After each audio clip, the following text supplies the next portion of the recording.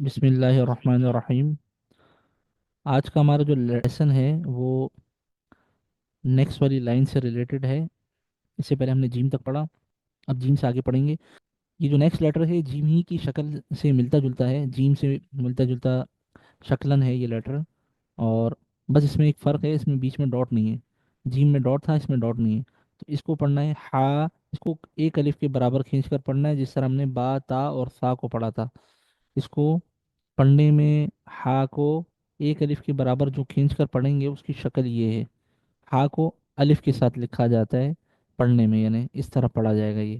اور ہا کو گلے کے بالکل بیچ سے یعنی درمیان سے پڑھنا ہے۔ ہا کو بالکل بیچ سے، حلق کے بیچ سے ہا کو پڑھنا ہے، ہا، اس طرح۔ نیکسٹ لیٹر ہے ہمارے پاس خو۔ اس کو انسان کا سردیوں میں جو گلا خراب ہو جاتا ہے، گلے کے اندر ایک خرخراہٹ سی ہوتی ہے، اس خرخراہٹ ٹائپ کے ساؤنڈ کی طرح کا ساؤنڈ آپ کی زبان سے نکلے گا، خو۔ اور تھوڑا سا موٹا کر کے پڑھنا ہے، تھوڑا سا بولڈ پڑھنا ہے۔ پڑھنا اس کو بھی ایک الف کے برابر ہی ہے۔ اور اس کا اور ہا اور جیم کا کیا فرق ہے؟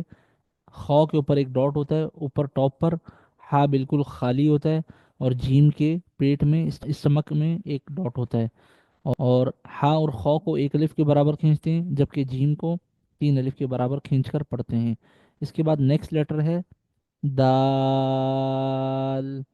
دال کو پڑھنے کا طریقہ ہے کہ اس کے آخر میں لام کا ساؤنڈ آئے گا، یعنی ایل کا۔ انگلش میں اگر کہیں تو ایل آئے گا، اردو میں کہیں تو دال کے آخر میں لام کا ساؤنڈ آئے گا، اور اس کے اوپر ایک گویا کے مد بھی ہے۔ یہ پڑھنے میں اس طرح ہے، تو اس کو تین الف کے برابر کھینچنا ہے اور آخر میں لام کا ساؤنڈ آئے گا، دال۔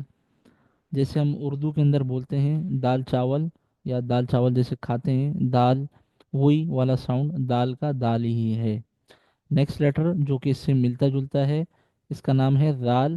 اس کے اوپر ایک ڈاٹ ہے، اور اس کو بھی تین الف کے برابر کھینچنا ہے، جہاں سے ہم نے سا ادا کیا تھا، یعنی زبان کی نوک، فرنٹ والے ثنایا جو دانت ہیں ان کے کنارے سے جب زبان لگتی ہے تو سا ادا ہوتا ہے، اسی طرح وہاں سے ذال بھی ادا ہوگا، نرمی کے ساتھ، سافٹ لیٹر ہے یہ سا کی طرح، ذال۔ اور اسے بھی تین الف کے برابر کھینچ کر پڑھنا ہے۔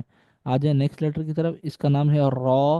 اس کو تھوڑا سا زبان کے اندر وائبریشن سی فیل کرتے ہوئے پڑھنا ہے، اور انگلش میں اگر کہیں ہم تو آر اے ڈبلیو والا ساؤنڈ آپ فیل کریں گے اس میں، یعنی آر اے اور ڈبلیو، رو، رو، اس طرح کا ساؤنڈ اس کے اندر آئے گا، رو۔ اور اس کو بھی ایک الف کی برابر یعنی مقدار کیپیسٹی پڑھنا ہے، جیسے ہم نے دوسرے کچھ لیٹرز تھے ان کو پڑھا، جیسے با تا سا، ہا اور خو کو ایک ایک الف کے برابر کھینچ کر پڑھا، اسی طرح رو کو بھی ایک الف کے برابر کھینچ کر پڑھنا ہے۔ آج کا ہمارا لیسن یہیں تک۔ السلام علیکم ورحمۃ اللہ وبرکاتہ۔